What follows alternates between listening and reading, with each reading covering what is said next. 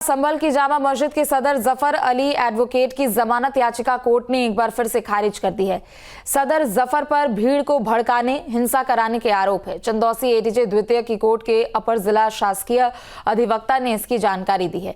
उन्होंने बताया है कि इस मामले में एसपी सांसद जियाउर रहमान बर्क पर भी आरोप है। जफर ने पुलिस की पूछताछ में संभल हिंसा के पीछे की साजिश का खुलासा किया है। शासकीय अधिवक्ता के मुताबिक आरोप है कि जफर 24 नवंबर 2024 को भीड़ का जमाव किया गया था। वहां पुलिस पर पथराव कराया गया और पुलिस पर फायरिंग भी कराई गई थी। पुलिस की पूछताछ में सामने आया है कि एसपी सांसद जियाउर रहमान बर्क इसमें मुख्य साजिश करता है और उन्होंने भीड़ को इकट्ठा करके ये सारा बवाल कराया था।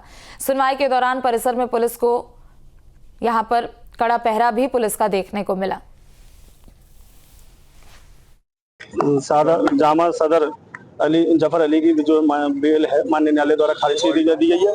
उनके द्वारा भीड़ का जमाव 24/11/24 को किया गया था और वहां जो है उनसे पथराव कराया गया था पुलिस पर, पुलिस के वाहनों को जलवाया गया था, पुलिस पर फायरिंग कराई गई थी। जियाउर रहमान बर्क भी इसमें मुख्य साजिश करता है और इनके द्वारा भीड़ को इकट्ठा करके ये सारा घटनाक्रम कराया गया। पूछताछ पर इन्होंने बताया कि उन्होंने मुझसे कहा था कि आप भीड़ इकट्ठा करिए और जो है कल सर्वे मत होने दीजिए, कोई भी सर्वे नहीं होगा, मस्जिद हमारी और हमारी रहेगी। जामा सदर ने यही बताया कि 19/11/24 से पहले कभी उस मस्जिद में नमाज पढ़ने नहीं आए थे। उससे पहले ये अपने मोहल्ले की जामा मस्जिदों में नमाज पढ़ते थे, लेकिन उस दिन ही आए थे।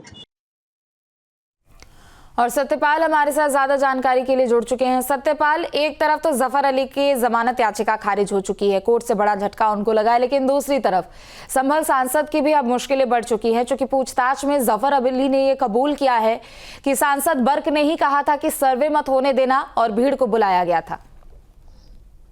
बिल्कुल, मैं बता दूं कि जो संभल शाही जामा मस्जिद के सदर है जफर अली, वो 23 तारीख से जेल में बंद है और उसी को लेकर के कल उनकी जो याचिका खारिज हुई है जिला कोर्ट में, तो इसको लेकर के उनसे जो पूछताछ की गई थी, जो उनके जो अधिवक्ता हैं जो हरीश सैनी, उनके द्वारा बताया गया कि जो जफर अली शाही जामा मस्जिद के सदर हैं उनके द्वारा पूछताछ में बताया गया कि इस तरीका से जो संभल के सपा सांसद जियाउर रहमान बर्क हैं, उन्होंने इस तरीका से हिंसा भड़काने को लेकर के इस तरीका से उन्होंने कहा था, जबकि जो शाही जामा मस्जिद के सदर जफर अली है उनके भी सबूत मिले इस तरीका से कि उन्होंने हिंसा भड़काने में पूरी कोशिश की थी। तो इसी सबूत मिलने पर उन्हें जेल में बंद कर दिया और उनकी कोर्ट ने कल जमानत खारिज कर दी है। ये भी बताया जा रहा है कि वो हाई कोर्ट से जमानत हो में पहुंचेंगे इनके जो अधिवक्ता है, लेकिन जो हरीश सैनी अधिवक्ता है उनके द्वारा बताया गया कि जो जफर अली के द्वारा जो बताया गया पूछताछ में इस तरीका से संभल के सपा सांसद जियाउर रहमान बर्क की तरफ से इस तरीका से हिंसा भड़काने की बात की गई थी। उसी तरीका से उन्होंने जो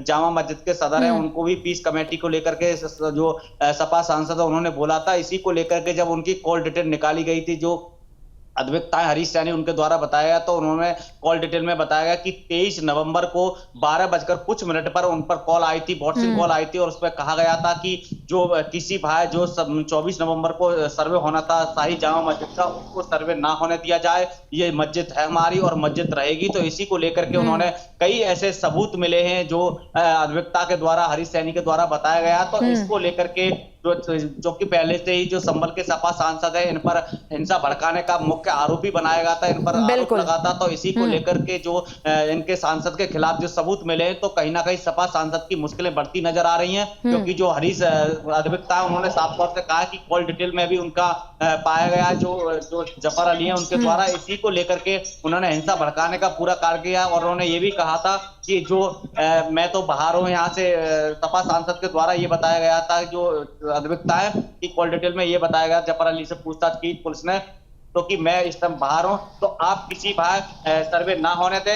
जो हिंसा जो इस पूरा हिंसा का जो हिंसा भड़काने का पूरा आरोप है वो सपा सांसद पर लगा है, क्योंकि कहीं ना कहीं इस तरीका से उन्होंने ये भी बताया था कि अगर ये जफर अली सर्वे हो रही थी 24 नवंबर को, तो वो शाही जामा मस्जिद के अंदर थे, सर्वे टीम के अंदर थे, तो इन्हें कैसे पता था इस तरीका से। तो कहीं ना कहीं जो संभल सपा सांसद जियाउर रहमान बर्क की कॉल डिटेल के अनुसार बात की जाए, चाहे और व्हाट्सएप कॉल बात करने की बात की जाए तो पूरा हिंसा भड़काने का जो आरोप है वो सपा सांसद पर लगाया, क्योंकि पहले भी पुलिस की तरफ से मुख्य आरोपी बनाया गया था, लेकिन संभल सपा सांसद की तरफ से तमाम इस तरीका से कहा जा रहा था कि मैं यहाँ पर नहीं था जो 24 नवंबर को बिल्कुल, और नंबर 1 का आरोपी उनको बनाया गया था। इसके बाद और भी तमाम ऐसे लोग थे जिनका नाम उस FIR कॉपी में शामिल था। लेकिन देखिए, दो चीजें हैं कि एक तो पाकिस्तान से इसका कनेक्शन जुड़ा, फिर इसका कनेक्शन दुबई से जुड़ा। लेकिन सर्वे वाले दिन जफर अली जब मस्जिद से बाहर निकले थे सर्वे कराने के दौरान, तो उसके बाद ही अचानक से ये हिंसा भड़की थी।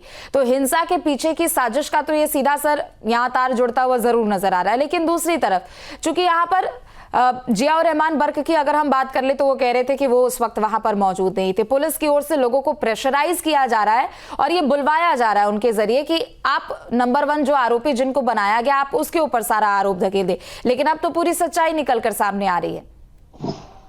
बिल्कुल प्रीति, मैं बता दूं कि जो अद्विता हरीश सैनी उन्होंने पूरी तरीका से बताया, उन्होंने कैमरे पर कहा है कि इस तरीका से उनकी डिटेल निकाली गई। तो पूरा जो शाही जामा मस्जिद के सदर है जफर अली, उनसे 23 नवंबर को 12 कुछ मिनट पर व्हाट्सएप कॉल की गई थी और कुछ डिटेल मिली है कि इस तरीका से हिंसा जो सर्वे ना होने दिया जाए, जो कि इसमें संभल के सपा विधायक इकबाल महमूद के बेटे सोहेल भी हैं, वो भी आरोपी हैं। तो उनको भी इस तरीका से बताया गया था कि वो पहले यहाँ कभी नमाज पढ़ने नहीं आते थे जामा मस्जिद पर, उनके जो आसपास की मस्जिद थी उस पर नमाज पढ़ते थे। लेकिन 24 नवंबर को हिंसा हुई थी तो वो वहां मौजूद थे। तो इसको कहीं ना कहीं देखा जा रहा है कि इनको जो बिल्कुल, और इसके तार काफी दूसरे अलग अलग मायनों से भी अगर जोड़कर देखा जाए तो यहाँ पर हमने देखा था कि पाकिस्तान कनेक्शन आया, फिर दुबई कनेक्शन सामने आया। अब चूंकि अब मुश्किलें भी बढ़ती जा रही है और जमानत याचिका को कोर्ट ने खारिज भी कर दिया। बहुत शुक्रिया सत्यपाल आपका तमाम जानकारियों के लिए।